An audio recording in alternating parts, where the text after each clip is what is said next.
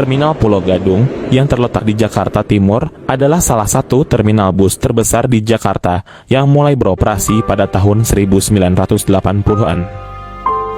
Awalnya, terminal ini dirancang sebagai pusat transportasi modern untuk menghubungkan Jakarta dengan kota-kota di Pulau Jawa dan Sumatera. Namun, seiring waktu, kawasan ini terkenal sebagai sarang premanisme. Di era 1990-an hingga awal 2000-an, Pulau Gadung menjadi simbol kekacauan karena tingginya aktivitas preman. Para preman sering memeras sopir bus, pedagang kecil, dan bahkan penumpang, memanfaatkan kurangnya pengawasan. Operasi ilegal, seperti perjudian dan perdagangan barang curian, juga merebak di sekitar terminal.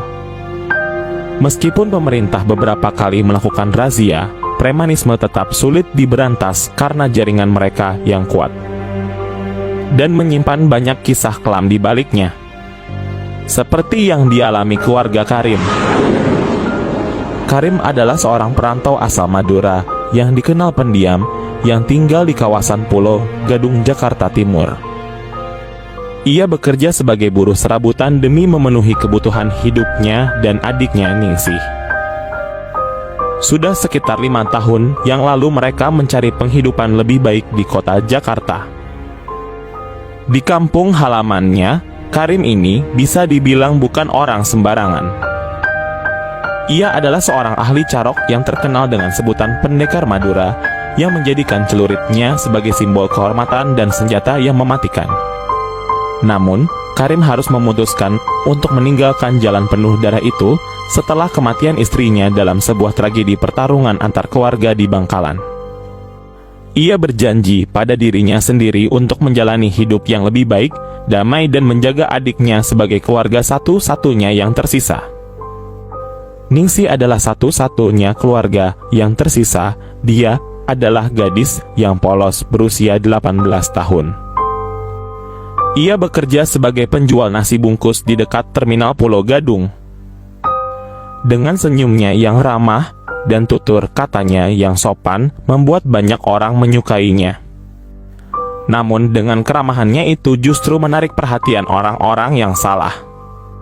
Dan takdir memiliki rencana lain, sebuah tragedi yang akan mengguncang kehidupan mereka. Malam itu, Ningsih pulang lebih larut dari biasanya. Gerobaknya yang ia gunakan untuk berjualan ternyata mengalami kerusakan, sehingga ia harus pulang berjalan kaki melewati gang sempit yang gelap. Di sanalah Rico dan geng preman terminal Pulau Gadung menghadangnya. Rico ini adalah pemimpin geng besar di kawasan itu. Dia dan sekitar 30 anak buahnya terkenal karena rese dan kejam. Mereka sering kali memeras para pedagang kecil dan sopir angkutan di terminal. Rico, yang sejak lama mengincar Ningsih, melihat kesempatan ini sebagai waktu yang tepat untuk melancarkan aksi bejatnya. Malam itu Rico dan 30 anak buahnya mencegat Ningsih di gang sempit yang gelap. Di bawah ancaman pisau dan pukulan kasarnya, kehormatan Ningsih direnggut secara bergantian dengan anak buah Rico tanpa belas kasihan. Setelah mereka puas melampiaskan nafsunya yang keji itu, gadis itu ditinggalkan tak berdaya, tubuhnya penuh luka dan jiwanya hancur. Di sana tidak ada satu orang pun yang berani menolongnya. Ketika Ningsih sampai di rumah dengan tubuh penuh luka dan jiwanya yang hancur, Karim terpaku.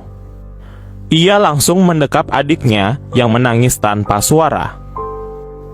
"Apa yang terjadi, Ningsih?" tanya Karim dengan suara gemetar.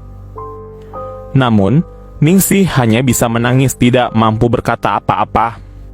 Dengan melihat kondisi adiknya dari luka-lukanya, Karim tahu bahwa kehormatan adiknya telah direnggut. Malam itu, amarah Karim bangkit. Hatinya yang dulu bersumpah untuk damai kini terbakar.